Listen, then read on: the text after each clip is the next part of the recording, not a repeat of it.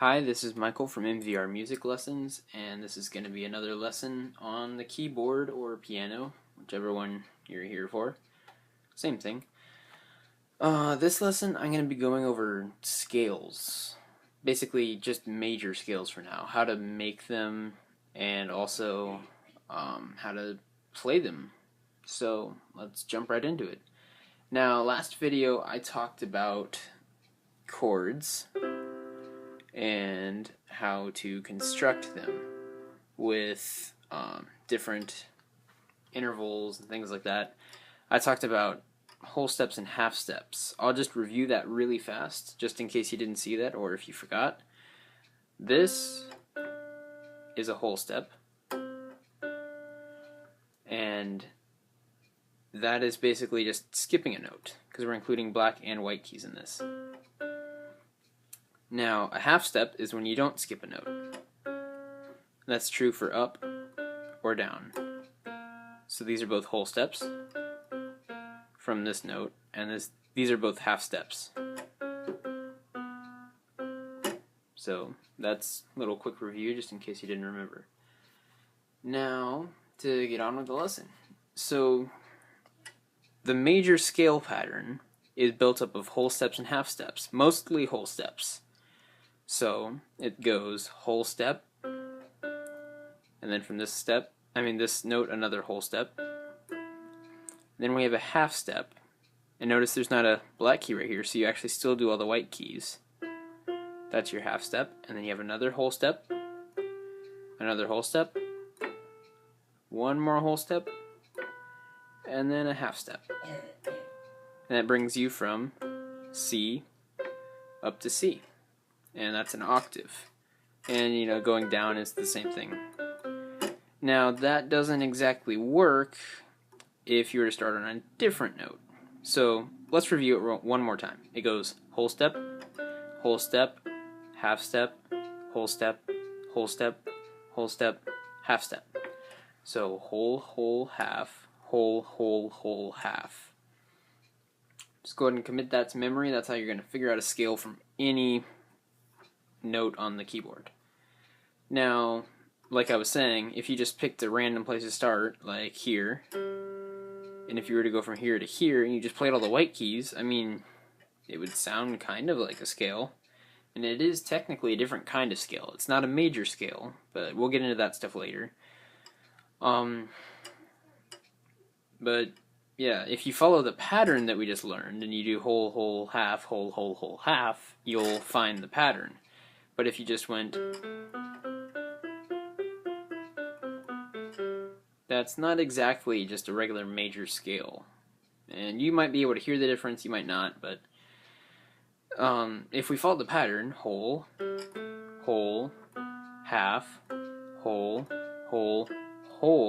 so we go to this note, half. So the whole scale sounds like,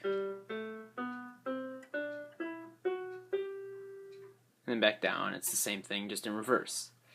So now you kind of know the pattern for doing that, and that was G major, by the way. The first one we did was C major. Right now we're just going to work on those two.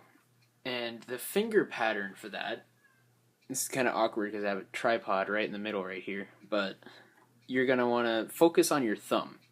Your thumb is going to start on C for C major, G for G major, whatever note you're starting on. That's where your thumb is going to go. And this applies to most sharp scales, which G is sharp. C technically could go either way because there's no sharps or flats in it. That's why it's all the white keys. Usually you would probably say it was more related to the sharp. And it really depends. It doesn't matter either way because it's not really one or the other. So, if you start with your thumb, this is another really easy pattern to remember. A lot of music is just patterns. So once you learn the patterns, it makes things a lot easier.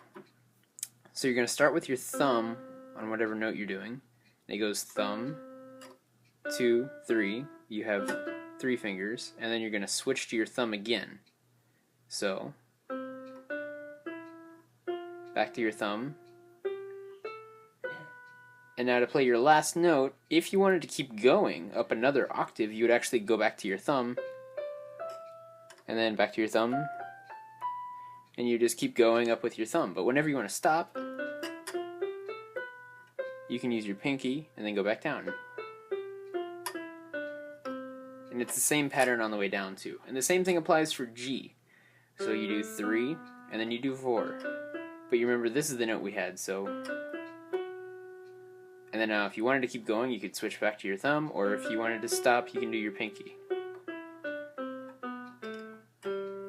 And that's the basics of a scale pattern. And now you know both C major and G major. And that scale applies to the entire keyboard, so you could even start on a C down here, or if you want to be adventurous, you could just play a bunch of high notes up here. But, you know, as long as you're starting on a C and you're doing that pattern, which is whole, whole, half, whole, whole, whole, half. That's what you want to really memorize, because then you'd be able to start here, and then, you know, you just go, okay, whole, whole, half, whole, whole, whole, half. And then you just figure out a scale. You might not know what you're doing, but you figured out a scale. And we'll get into all that later, and we'll talk about other finger patterns for more complicated scales. But for right now, just know that finger pattern.